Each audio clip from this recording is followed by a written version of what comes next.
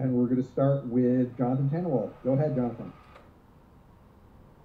Thanks, Aaron, and thanks, Abby, for the time. Jonathan Tannenbaum with Philadelphia Inquirer.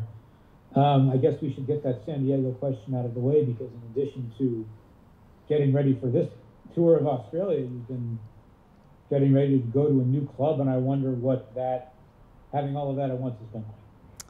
Yeah, I think just this year, soccer-wise, I obviously have made some moves, but I feel me and my husband have a house in San Diego now. We finally moved in. I think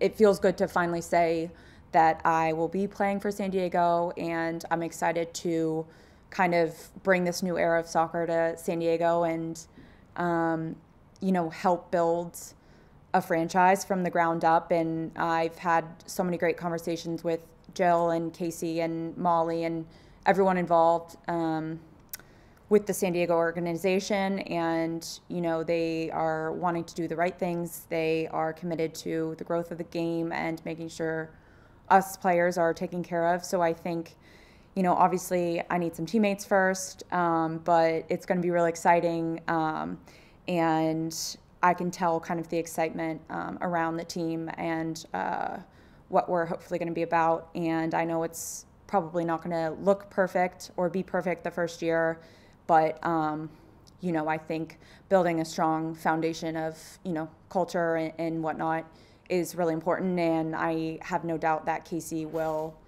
do such a great job. And I'm just really excited to work with her and get started there. And I'm finally back in my home state, and that feels really good too. So I'm just really, really thrilled and excited and honored to be the first player signed for them.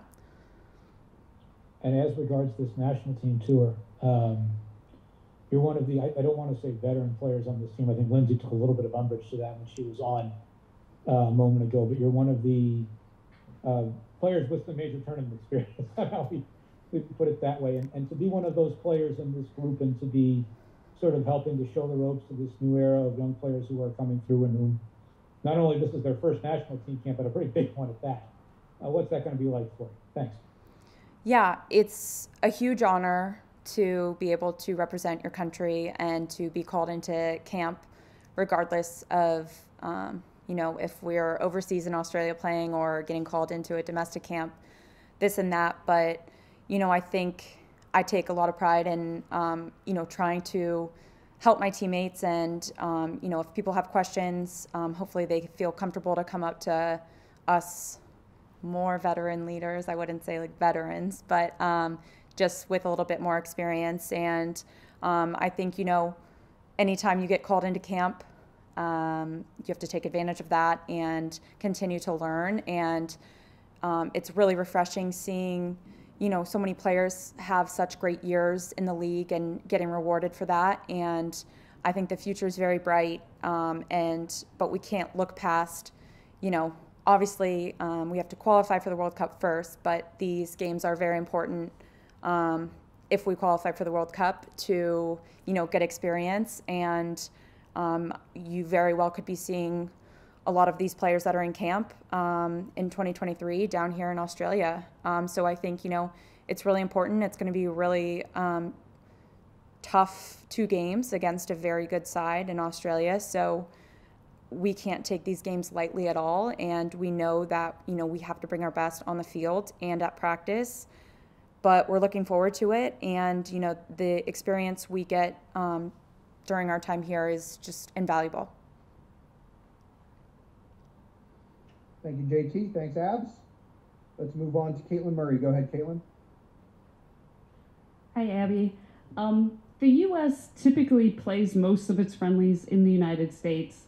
I was going back through the years, and it was I think 10 out of 90, the past 90 were out overseas. So, and this is the team's first time in Australia in 21 years, I think. How important is it to get these games away, and would you like to see the U.S. play more games abroad? Well, I think after experiencing COVID, and it's still going on, I think anytime we can get together is just so valuable. So I think abroad or domestic, I think regardless of where we are, time together as a group, continuing to learn and develop with the players that get called in, that Vlachos picks, is extremely important. So Hythe and Kate were actually telling us that the team hadn't been here for 21 years or 20 years.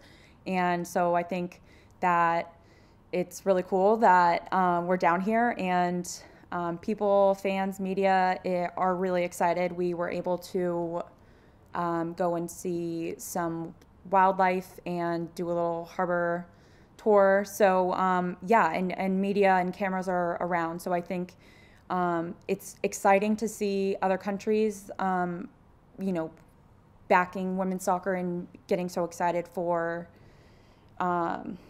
just two good quality games. And I think, yeah, I guess last November we were playing in the Netherlands. So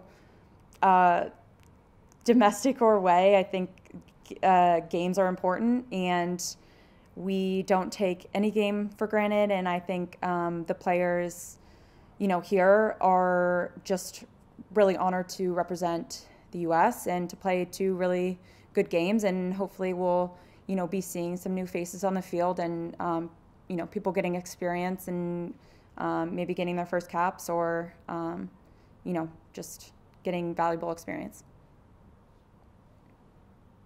Thank you, Caitlin. Let's go to Dominic Bossy from right here in Sydney. Go ahead, Dominic. G'day, Abby. How you going? Good day. You learning that phrase yet?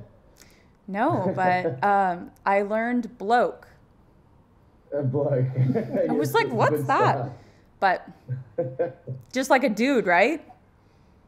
Just like it, yeah. Just what's up, so, bro? You've got a fair bit of experience playing against a lot of Australians before. But this is a team somewhat in transition, similar to you guys as well.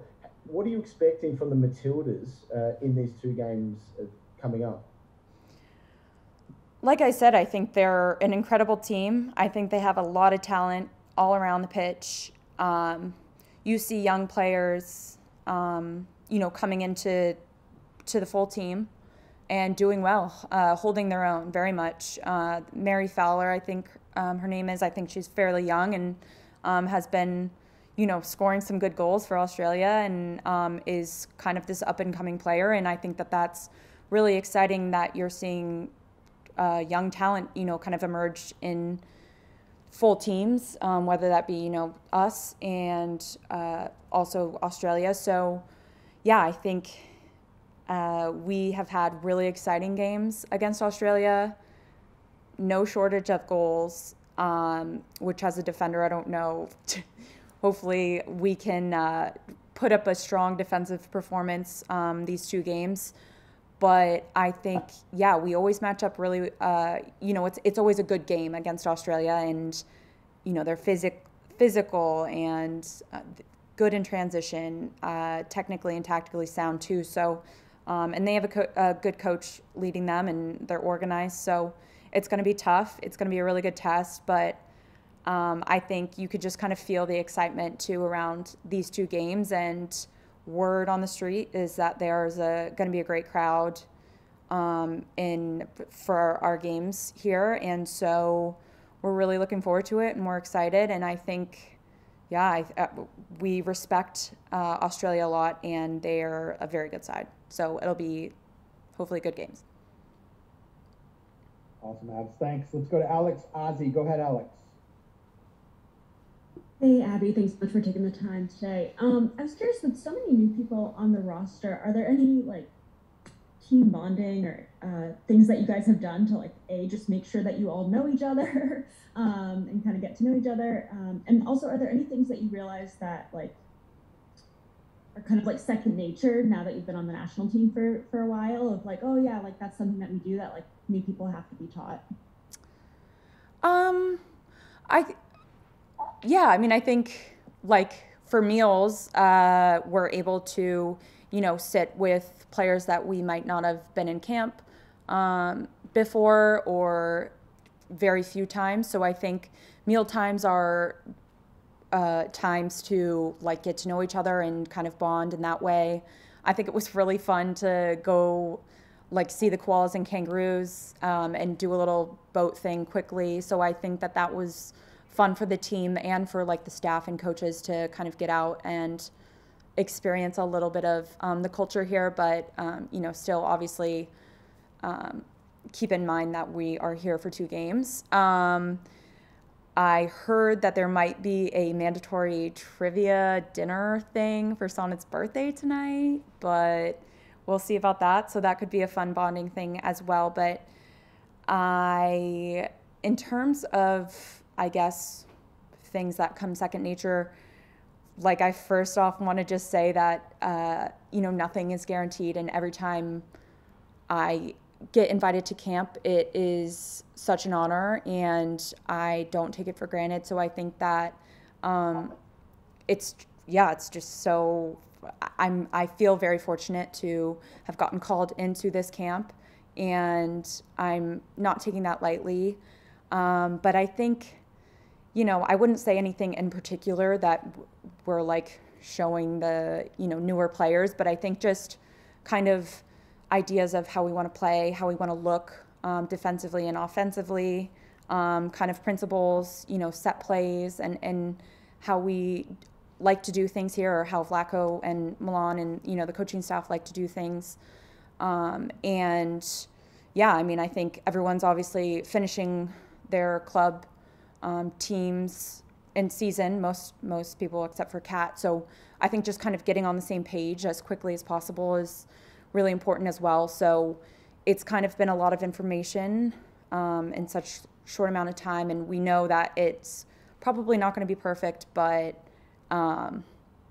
it will be good enough, and it's just great learning experience. And yeah. Excellent. Last one for Abby goes to Jason Anderson. Go ahead, Jason. Hi, Abby. Thanks for speaking with us. Happy Thanksgiving from the other side of the date line. I kind of wanted to build off of Jonathan's question from earlier. Obviously, you know the players with fewer caps that are in this camp from playing against them in NWSL or playing alongside them. But I know that there's probably nothing like actually training against them, you know, day to day, being around them like this, seeing them play up close and not just as opposition. I was wondering what you've seen out of those players, the players that don't have as many caps in this camp so far. Yeah, I think everyone's been fantastic so far. I think it's great because I think everyone is so hungry to learn, and I think that there is, you know, this hunger, this youthfulness on the field as well, and it's exciting because, like I said earlier, I think that there's a very good chance that, you know, you see some of these newer players and you could see them, if we qualify for the World Cup, down here in 2023. So, you know, if we take care of business back in the States in the spring of next year, I think that like you could be seeing some new players. And so I think just like that hunger, that, you know, willingness to learn and eagerness to learn, I think, you know, everyone, like I said, knows of each other from the league and whatnot, but, you know, getting to train together and work hard together and learn things together is special. And I think that, you know, I've been so impressed with everyone here, and everyone that's at this camp has earned it and has deserved it. And, you know, you see so many of the newer players getting rewarded for having a really good season back in the States. And I think that that's great that, you know, we value the NWSL and the league so much in league play. And Vlatko has made that very clear that, you know, you have to play well to get called in, and nothing's guaranteed, whether you have 100 caps or whether you are uncapped. And so I think that that's great, and just solidifying and building a really strong culture. So yeah, I've just been impressed, and I'm sure people will be seeing some of the younger players in these next 2 games. Excellent, Abs. Thanks for your time. Really appreciate it. Thanks, guys.